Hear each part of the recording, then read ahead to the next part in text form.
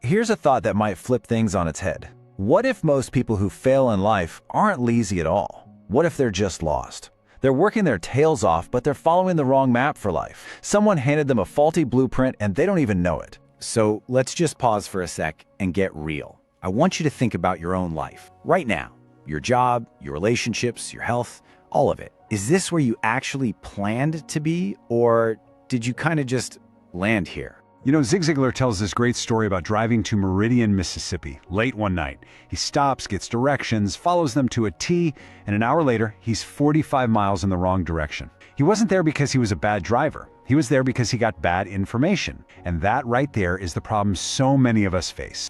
Zigler had a name for this. He called it garbage dump thinking. It's all the bad directions, all the negative stuff we pick up from the world around us that you can't, that you're not good enough, that's impossible. And over the years, all that garbage just piles up in our minds until it creates what he called stinkin' thinking. And guess what? That thinking is what drives our results. So, what do you do when the world seems all wrong? Well, there's this wonderful little story. A father's trying to work, but his little boy keeps bugging him. So the dad rips a map of the world out of the paper, tears it into 100 little pieces, and says, "Here, go put this puzzle together." He figures that'll buy him hours of peace and quiet. But 3 minutes later, the kid's back. Map perfectly taped together. The dad is stunned. "How did you do that so fast?" he asks. And the boy says, "Oh, it was easy. There was a picture of a man on the other side. And when I got the man right, the world was right." And that is the key. Success isn't out there. It starts right here, inside of us. So, if it all starts from the inside out, where do we begin? The very first step on this stairway to the top is the foundation. It's all about your self-image. Think about it. You can't build a skyscraper of a life on the flimsy foundation of a shack. It just doesn't work. And here's why that foundation is so critical. Your self-image acts like a thermostat for your life. If you see yourself deep down as a 70-degree person, you will always find a way to perform at a 70-degree level. Always. If things get too hot, if you start succeeding too much, you'll unconsciously do something to cool things back down to 70. And if things get too cold, you'll work like crazy to get back up. We are literally wired to act in a way that matches who we believe we are. And you see this self-sabotage everywhere, right? The star athlete who has some freak accident right before their big shot at the Olympics. The brilliant student who decides to party all night right before their final exam. The top employee who picks a fight with the boss the week before promotions are announced.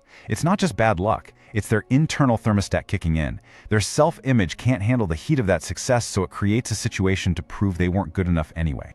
Okay, so if a weak foundation is guaranteed to limit how high you can build, the big question becomes, how do you pour a new one? A solid one? Well, that leads us to the engine that's going to power the whole construction project. All right, step 2 is all about your attitude. But I'm not talking about just being cheerful. No, this is about seeing your attitude as the engine that powers your climb. A solid foundation is great, but it's totally useless if you don't have any horsepower to build on top of it. Let's think of it this way. Your mind is, without a doubt, the most powerful computer on the planet. But just like any computer, its output is 100% dependent on its input. You know the old programmer saying, right? Garbage in, garbage out. If you want a powerful, positive attitude, a great output, you have to be incredibly deliberate about what you put in. Zigler gives us 2 fantastic ways to look at this. First, your mind is like a garden. Whatever you plant, good seeds or bad, that's what's going to grow, and it'll grow multiplied. But here's the catch. Weeds grow all by themselves. A beautiful garden needs deliberate, daily planting. And second, your mind is a computer. A positive output requires deliberate programming, and you're the head programmer. You get to write the code. So how do you actually do it? Well, the formula is surprisingly simple, like 2 steps. First, the night before, you plan out your next day. You're basically programming the computer before you shut it down for the night. Then, and this is the big one, you can't skip this, the very first thing you do the next morning, before you even think about your phone or the news, you feed your mind. You read something powerful, something positive, something clean. You install the right software before the world gets a chance to upload its viruses. Okay, so let's recap.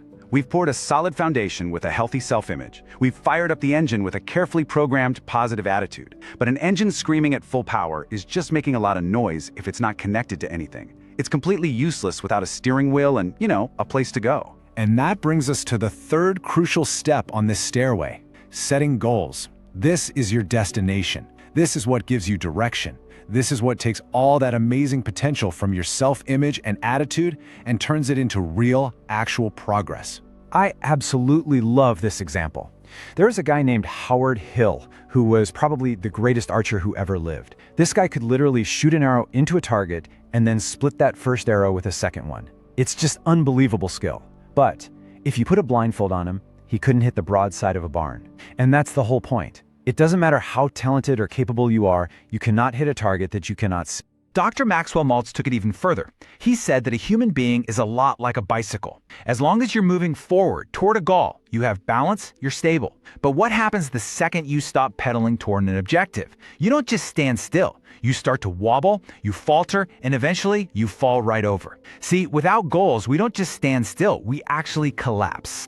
So here's the bottom line. Goals literally transform who you are. Without them, you're what Zigler calls a wandering generality. Just sort of drifting through life, hoping something good happens. But with clear, written down goals, you become a meaningful specific, a focused, powerful force moving with absolute purpose. Okay, we've looked at the foundation, we've talked about the engine, and we've set the destination. Now it's time to put it all together. Let's synthesize all these pieces into the complete system, the stairway to the top. See how it all connects? It's a logical flow, each step building on the one before it.